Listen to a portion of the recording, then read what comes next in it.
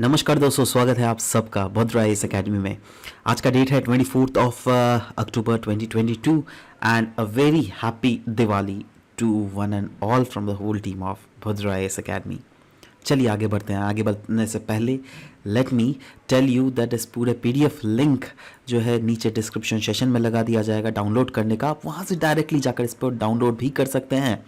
चलिए सबसे पहला न्यूज़ देख लेते हैं आसाम ट्रिब्यून का, जो बहुत ही इंपॉर्टेंट प्रोजेक्ट आज जो न्यूज़पेपर में दिया हुआ था वो था गारुघोती प्रोजेक्ट के बारे में।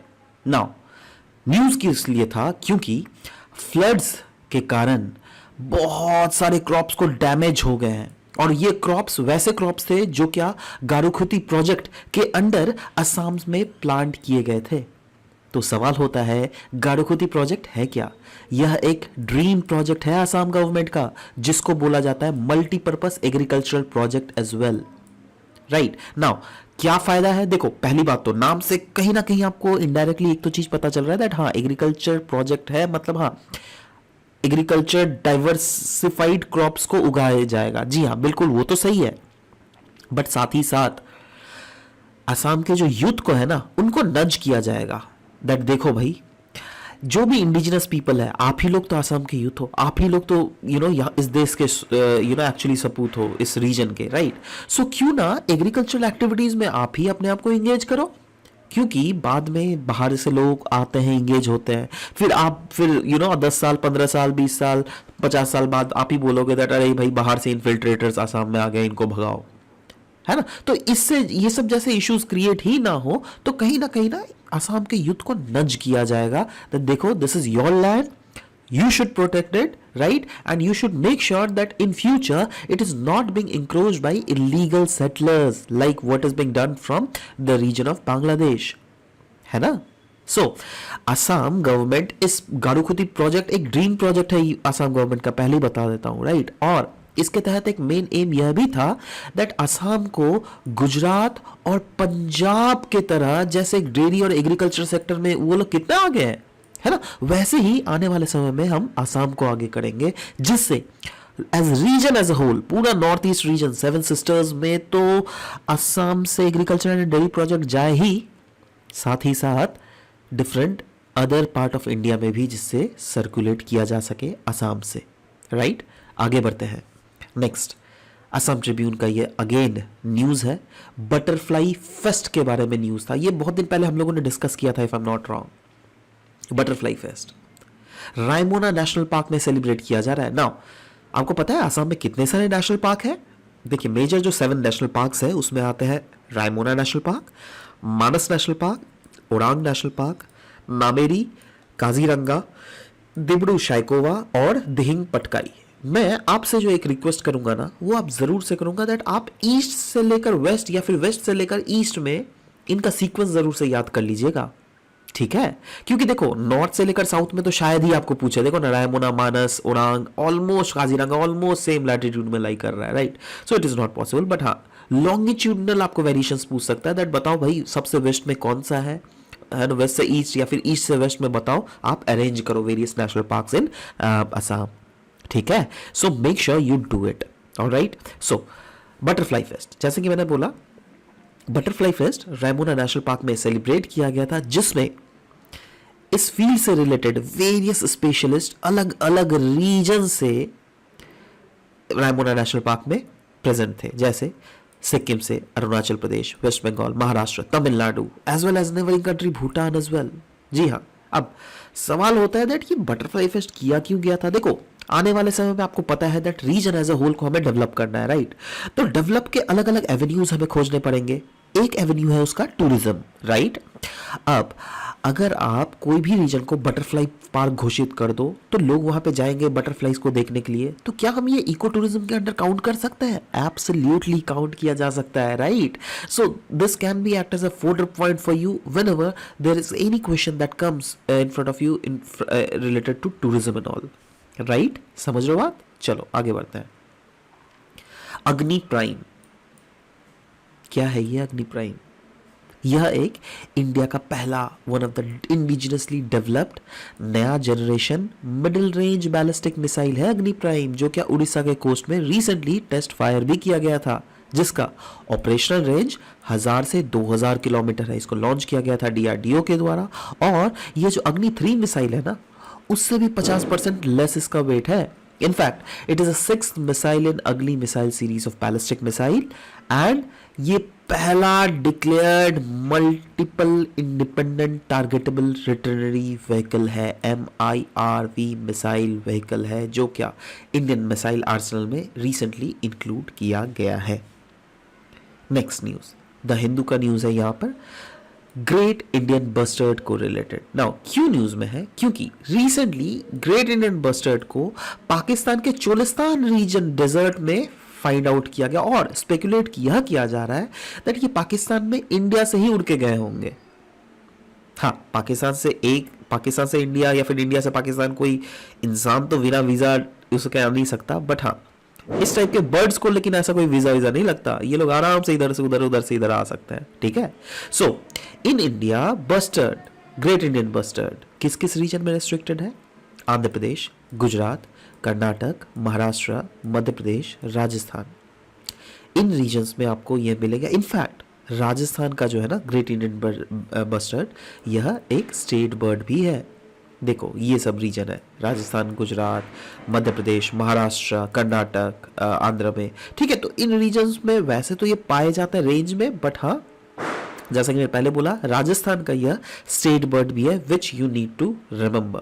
प्रोटेक्शन स्टेटस अगर देख लीजिएगा तो अनडाउटेडली साइट्स के appendix 1 and wild life protection act के शेड्यूल 1 में ये लाई करता है। ठीक है, तो ये कुछ इनके बारे में बेसिक चीजें हैं जिसको बताई जाएगी आपके। ठीक है, नेक्स्ट टाइम्स ऑफ इंडिया से यह नेक्स्ट न्यूज लिया गया regarding climate transparency report. Recently जो रिलीज किया गया है ना क्लाइमेट ट्रांसपेरेंसी रिपोर्ट, उसमें यह पाया गया है दैट इंडिया में जो है ना एक्सट्रीम हीट के कारण नियरली 160 बिलियन $, जो कि 5% है हमारे जीडीपी का, वो लॉस हो रहा है। बहुत बड़ा अमाउंट है, can you imagine this? 5% of India GDP, जहां पे ट्रिलियंस में हमारे जीडीपी है, वहां पे अगर 5% बहुत मोटा अमाउंट है। तो G20 कंट्रीज बोला जा रहा है दैट G20 कंट्रीज लेकिन कुछ ऐसा काम नहीं कर रही है जिससे ग्लोबल वार्मिंग को मिटिगेट किया जाए। 6 जो बड़े G20 कंट्रीज है जिसमें इंडिया भी इंक्लूड होता है, they have not sign global methane pledge yet, अभी भी इन्होंने साइन नहीं किया है। रेनफॉल पैटर्न अगर इंडिया का देखोगे अनडाउटेडली चेंज हो रहा है, हम लोग देख भी रहे हैं, ऑब्जर्व भी कर रहे हैं। कहीं कहीं पे इतना ज्यादा बारिश हो जा रही है, फ्लड आ जा रहा है, कहीं कहीं पे बारिश बिल्कुल नहीं है तो एकदम ड्रॉट कंडीशन आ जा रहा है।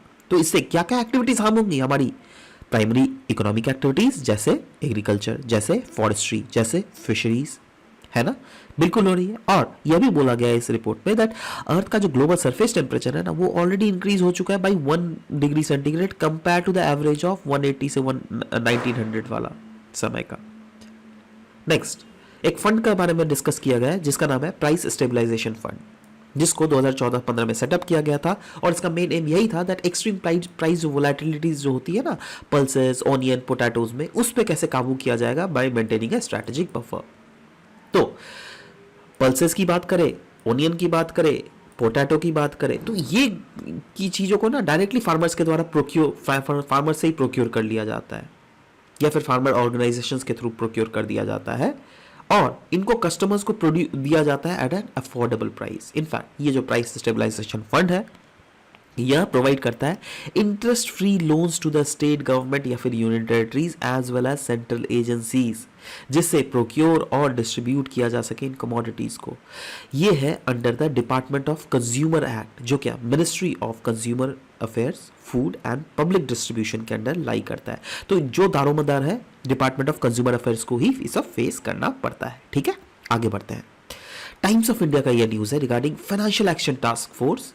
आपको पता ही होना चाहिए Pakistan already financial action task force के जो ग्रेट लिस्ट में था उससे बाहर आ चुका है आफ्टर 4 years, एंड ये भी गिफ्ट है यूएसए का ही, अदरवाइज ये नहीं होता।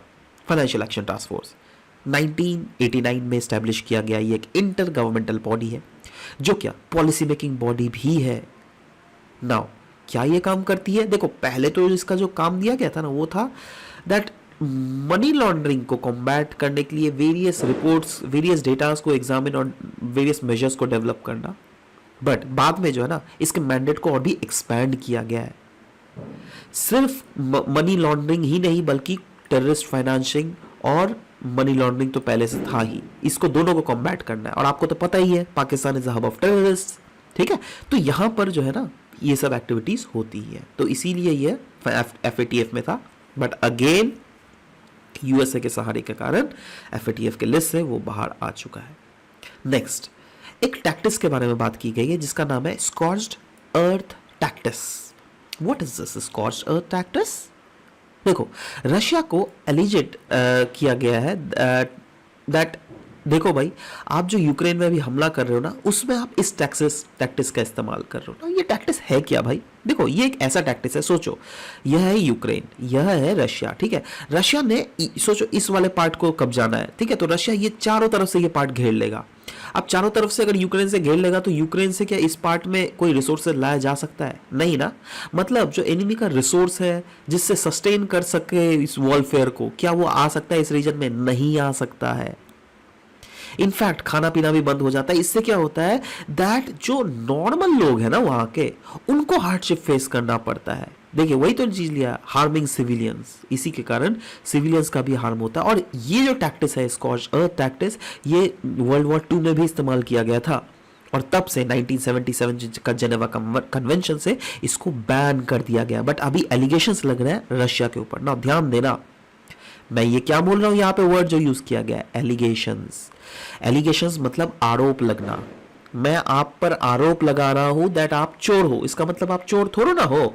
आपको मेरे को प्रूव करना पड़ेगा ना दैट आप चोर हो, तभी ना मैं प्रूव कर पाऊं। तो allegations are something different and जब वो जुर्म इज समथिंग डिफरेंट, समझ लो। अभी सिर्फ एलिगेशन से लगा है इसमें। अब वेस्टर्न मीडिया यही कर रही है, सिर्फ उन लोगों को तो रशिया को दिखता ही नहीं है, मतलब बिल्कुल ही गंद नजर से वो रशिया को देखती है ना। So anyways this was all about the discussions. अब एमसीक्यूज में आते हैं, कल के एमसीक्यूज देख लेते हैं। पहले लॉन्ग बिल्ड मतलब which among the following vultures are critically endangered, तो answer is long billed vulture. और आज का क्वेश्चन है ग्रेट इंडियन बस्टर्ड, ये स्टेट बर्ड किस स्टेट का है? गुजरात, राजस्थान, कर्नाटक या गोवा? नीचे कमेंट सेक्शन में बिल्कुल लिखिएगा। दूसरा क्वेश्चन है consider following statement regarding this project that is Garukhuti project. Garukhuti project ये एक एम्बिशियस मल्टीपर्पज एग्रीकल्चर प्रोजेक्ट है आसाम का, एंड इसका वन ऑफ द एम है to aspire Assam to compete with the states like Gujarat and Punjab in dairy and agriculture sector as well. You need to find out the correct statement out. नीचे comment section में बिल्कुल लिखिएगा. We'll be waiting for your answer to come up. This was all about the discussion for today's class, guys. Thank you for listening to the whole video. Thank you very much for the discussion.